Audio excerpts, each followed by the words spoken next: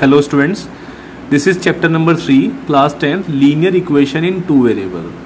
ठीक है, so we'll start from the basic concept. Standard form of the linear equation is ax plus by plus c equal to 0. This is the standard form in two variable.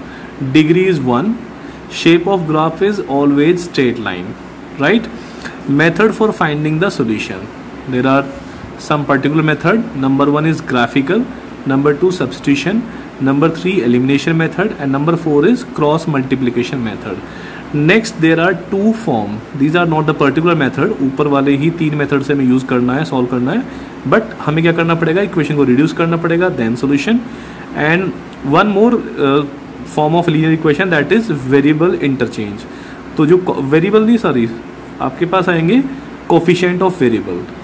तो ये एक form आपके पास आएगी. ये method नहीं है, method आपके पास 1 2 3 4 है. ये दो फॉर्म आपको सॉल्व करनी है सेपरेटली इन्हीं मेथड के हेल्प से.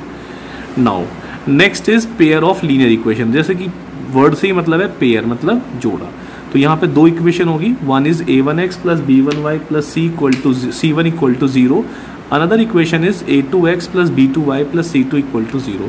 फ्रेंड्स, यहाँ पे आप आराम से देख सकते हैं, इजीली देख सकते हैं कि जो कोफिशिएंट ऑफ x है वो a1 है और सेकेंड इक्वेशन में a2. So a1 a2 are the coefficient of x and b1 and b2 are the coefficient of y and c1 and c2 are the constant terms. ठीक है, अब आपको check करना है विदाउट सॉल्यूशन. आपको बताना है कि ग्राफ किस टाइप का होगा, कितने सॉल्यूशन होंगे, ये सब आपको कंपेयर करना है, यहाँ पे कैलकुलेट करना है विदाउट सॉल्यूशन.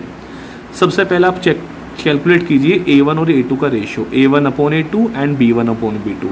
ये अगर आपके पास इक्वल नहीं आता, if a1 upon a2 not equal to b1 upon b2, without solving the equation you can write down there is a unique solution. इसका केवल एक ही सॉल्यूशन होगा और जो ग्राफ होगा वो होगा इंटरसेक्टिंग लाइंस. दो लाइनें, स्ट्रेट लाइनें एक दूसरे को कट कर रही होंगी वन पॉइंट पे. ठीक. Next condition, if a1 upon a2 equal to b1 upon b2 but the ratio c1 upon c2 is not equal, means first two are equal but last one is not equal.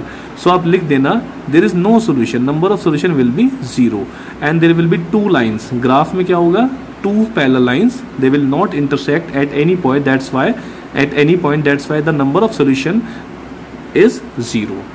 The third condition, a1 upon a2 equal to b1 upon b2 equal to c1 upon c2. ठीक है, तो यहाँ पे तीनों ही ratio अगर equal आ जाते हैं तो आप लिख देना देयर आर इनफाइनाइट सॉल्यूशन.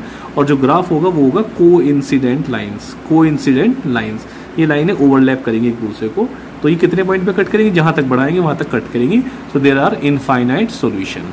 ठीक है, तो हमारे पास तीन कंडीशन है. If a1 upon a2 not equal to b1 upon b2, unique solution, graph is intersecting lines. If a1 upon a2 equal to b1 upon b2 but not equal to c1 upon c2, so there will be no solution, number of solution will be 0 and the graph will be parallel lines. And if a1 upon a2, b1 upon b2, c1 upon c2 all three are equal, then there will be infinite solution and the graph will be coincidence line, overlapping line. अब आपके पास एक और होता है, ये जो system of equation आपने लिखा है ये कैसा होगा, कंसिस्टेंट और इनकंसिस्टेंट. अगर एक भी सॉल्यूशन मिल जाता है आपको, सिंगल सॉल्यूशन और मोर देन वन सॉल्यूशन, मतलब आपको सॉल्यूशन मिल जाता है तो that will be the consistent system. और अगर एक भी सॉल्यूशन नहीं मिलता है तो इनकंसिस्टेंट. अब आप यहाँ पे देख सकते हैं स्टूडेंट्स कि हमारे पास पहले केस में वन सॉल्यूशन मिल रहा है और थर्ड केस में मिल रहा है इनफाइनाइट सॉल्यूशन. तो इन दोनों ही केस में सिस्टम ऑफ इक्वेशन को हम बोलेंगे कंसिस्टेंट. और जैसे कि हम देख पा रहे हैं सेकेंड केस में, इस केस में आपको एक भी सॉल्यूशन नहीं मिला है, यहाँ पे नो सॉल्यूशन है, तो इसको बोलेंगे हम इनकंसिस्टेंट. तो इनकंसिस्टेंट कंडीशन होगी सेकेंड वन. फर्स्ट और थर्ड कंडीशन जो है वो कंसिस्टेंट सिस्टम ऑफ इक्वेशन है. ठीक है, अब इसी के बेस पे हम कुछ क्वेश्चंस करते हैं जो हमारे पास आगे क्वेश्चंस दिए हुए हैं. चलिए इसको चेक कर लेते हैं. यहाँ पे हमारे पास क्वेश्चन है फाइंड नंबर ऑफ सोल्यूशन. तीन चीज हमें कैलकुलेट करनी है इससे. एक तो बताना है नंबर ऑफ सोल्यूशन कितने हैं, ग्राफ की शेप कैसी होगी, और ये सिस्टम ऑफ इक्वेशन कैसा है, कंसिस्टेंट और इनकंसिस्टेंट. तीन चीजें आपको इसमें डिस्कस करनी है. ठीक है, तो मैं यहीं पे तीनों डिस्कस कर लेता हूं. अभी चेक कर लेते हैं. देखो फर्स्ट कंडीशन में a1 अपॉन a2 तो 2 upon 3, b1 upon b2 3 upon 2. तो आप देख सकते हैं a1 upon a2 not equal to b1 upon b2. इसका मतलब क्या है, फर्स्ट कंडीशन, और फर्स्ट कंडीशन में सॉल्यूशन कितना था, यूनिक, मतलब there will be only one solution. Graph कैसा था, इंटरसेक्टिंग लाइन. और अगर आपको सॉल्यूशन मिल रहा है तो कैसा होगा, कंसिस्टेंट, इनकंसिस्टेंट. बिल्कुल सही है, कंसिस्टेंट होगा. चलिए सेकंड चेक करते हैं. 2x minus 3y equal to 9, 4x minus 6y equal to 18. यहाँ पे अगर आप a1 अपॉन a2 चेक करो तो 1 upon 2 b1 upon b2 check करो तो -3 अपॉन -6 आएगा, ये भी 1/2 और 9 upon a2 1/2, all three are equal, तो there are infinite solution. Graph कैसा होगा हमने बताया था, ओवरलैपिंग लाइंस, मतलब कोइंसिडेंट लाइन, यहाँ पे लाइनें जो है ओवरलैप करेंगी, ठीक है।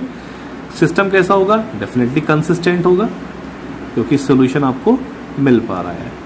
चलिए नेक्स्ट चेक करते हैं, 1/3, a1 upon a2 1/3, b1 upon b2 ये भी 1/3, so 1/3 equal to 1/3 and the last one is -1/3।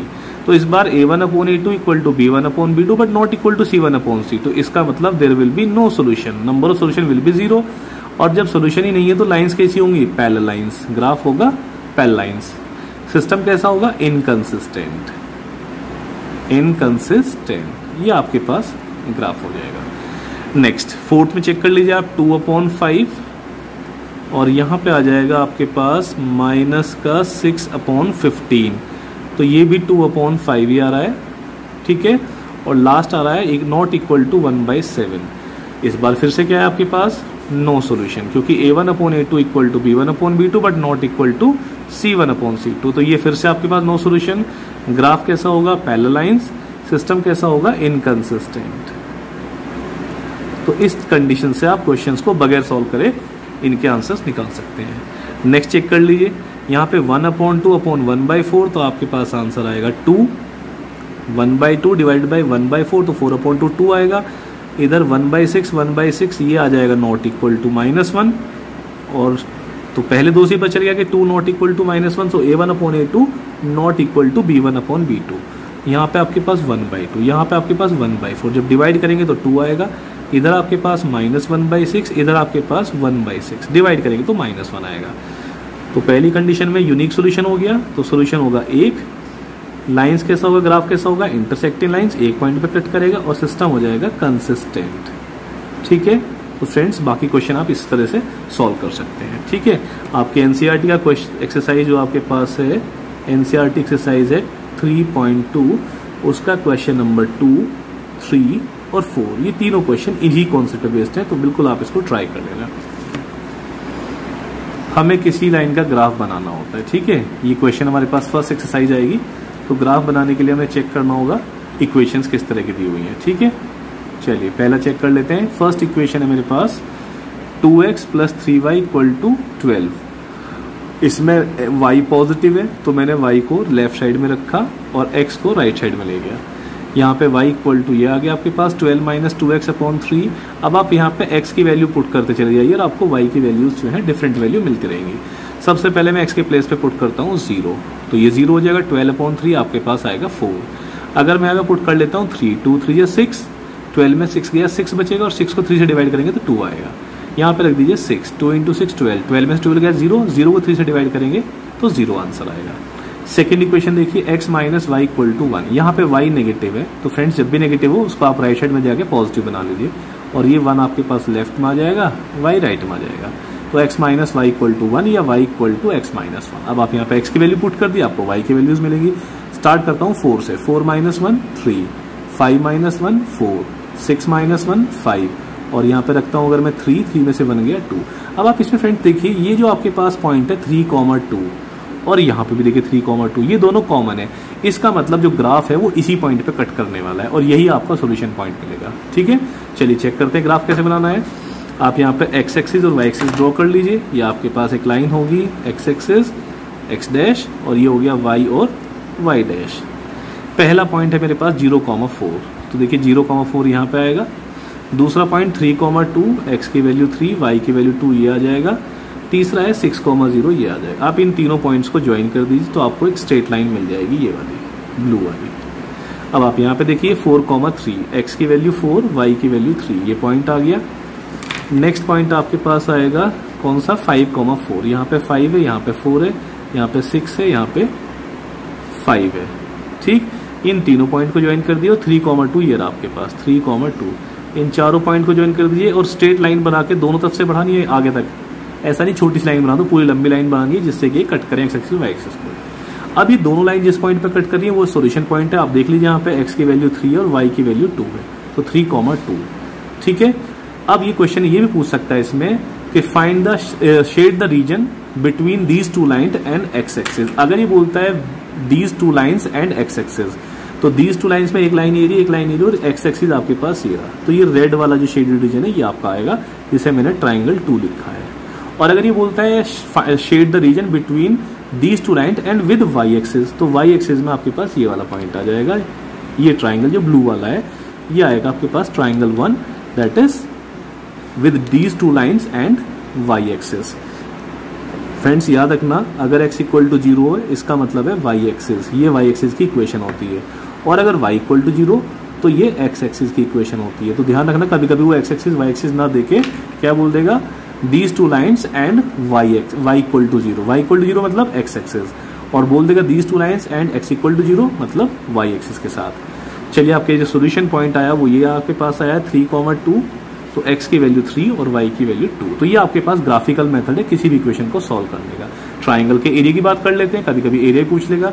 Area के लिए अगर मैं इस ट्राइंगल की बात करूं, रेड वाले की, जिसको मैंने ट्राइंगल 2 लिखा है, तो 1/2 बेस आपके पास 1 से लेके 6 तक आ जाएगा 5, हाइट आपके पास ये वाली आएगी। और आपको पता है कि क्लास 9 में पढ़ा था, जिस पॉइंट की डिस्टेंस निकालनी होती है, डिस्टेंस फ्रॉम एक्स एक्सिस तो y की वैल्यू लेंगे, और डिस्टेंस फ्रॉम y एक्सिस तो x की वैल्यू। फिलहाल डिस्टेंस फ्रॉम x एक्सिस तो हमें लेनी पड़ेगी y की वैल्यू 2, तो ये इसकी हाइट हो जाएगी 2, तो 1/2 बेस हो गया 5 और हाइट होगी 2, आपका आंसर आ गया 5। और अगर इस ट्राइंगल की बात करता है एरिया 1, तो आपके पास आ जाएगा 1/2 बेस हो जाएगा, यहाँ पे देखो 0 से लेके 4 तक 4 एलिमेंट ये रहे और 1 यूनिट यहाँ पे है, तो 4 और 1 5, 1/2 बेस 5।